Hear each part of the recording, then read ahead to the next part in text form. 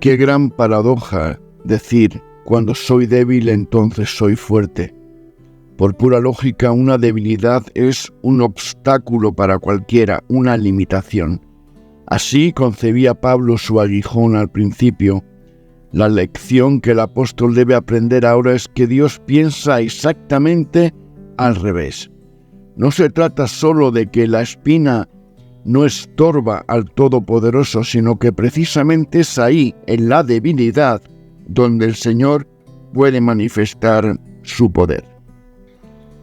Y aún es más, este poder divino se perfecciona, se hace completo en esta debilidad. Por ello Pablo afirma: por tanto, de buena gana me gloriaré más bien en mis debilidades, para que repose sobre mí el poder de Cristo. 2 Corintios 12:9. Nos ayuda a entender esta paradoja una ilustración de Jesús que él mismo utilizó. Él dijo de sí mismo: yo soy la luz del mundo, la luz en las tinieblas resplandece. La luz de Cristo puede brillar con mucha más intensidad en mis momentos de oscuridad, en la penumbra del dolor, en el túnel sombrío de mi aguijón. Cuando soy débil, la luz de Cristo alcanza su máximo fulgor, porque nada la enmascara. Entonces soy fuerte, porque cuanto mayor es la oscuridad, tanto más brilla su luz. En realidad, esta idea apunta a un tema trascendental que va mucho más allá del problema del aguijón. Contiene un principio vital en la relación del ser humano con su Creador.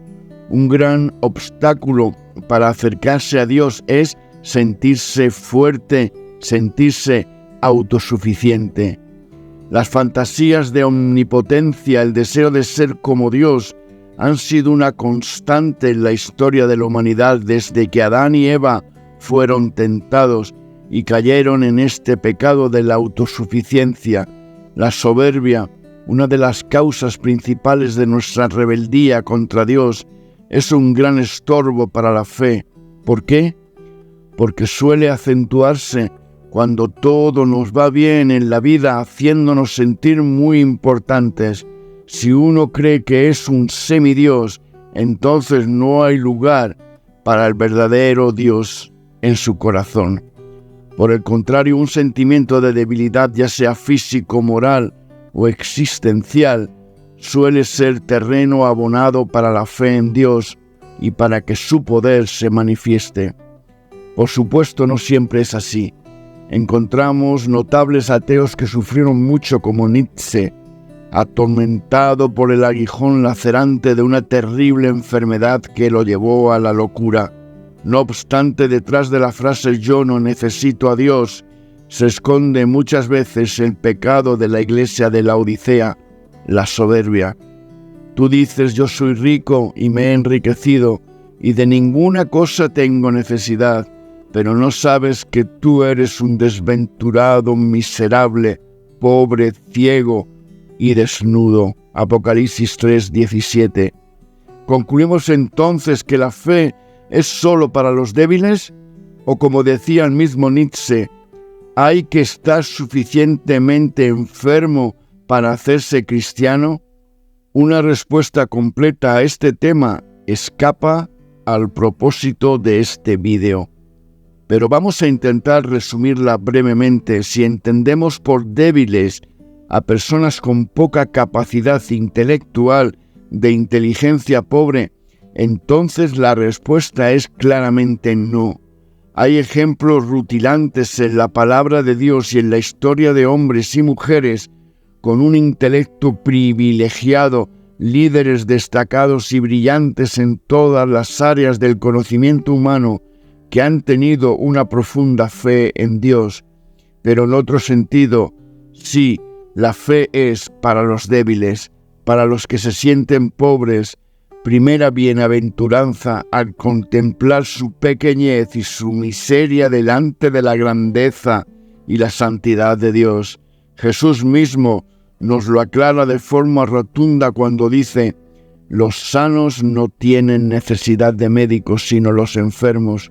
No he venido a llamar a justos, sino pecadores al arrepentimiento. ¿Quiénes son los débiles a los que va dirigido el Evangelio? Los que comprenden que son pecadores. Este tipo de debilidad moral y existencial es el reverso del orgullo y la autosuficiencia. Es la humildad que tuvo que aprender Pablo precisamente a través de la experiencia del aguijón. El propósito de su espina era prevenir la arrogancia, para que la grandeza de las revelaciones no me exaltase desmedidamente, nos dice en su segunda carta a Corintios 12:7. Uno de los efectos más importantes de la gracia en la vivencia del aguijón es su capacidad para producir cambios en la persona y en la situación. Esta idea la vemos en la frase «Mi poder se perfecciona en la debilidad», 2 Corintios 12:9. El verbo perfeccionar, el mismo que encontramos en Filemón 1:6, conlleva un sentido de maduración o crecimiento. Es importante observar la conjunción por tanto, tan pequeña como significativa.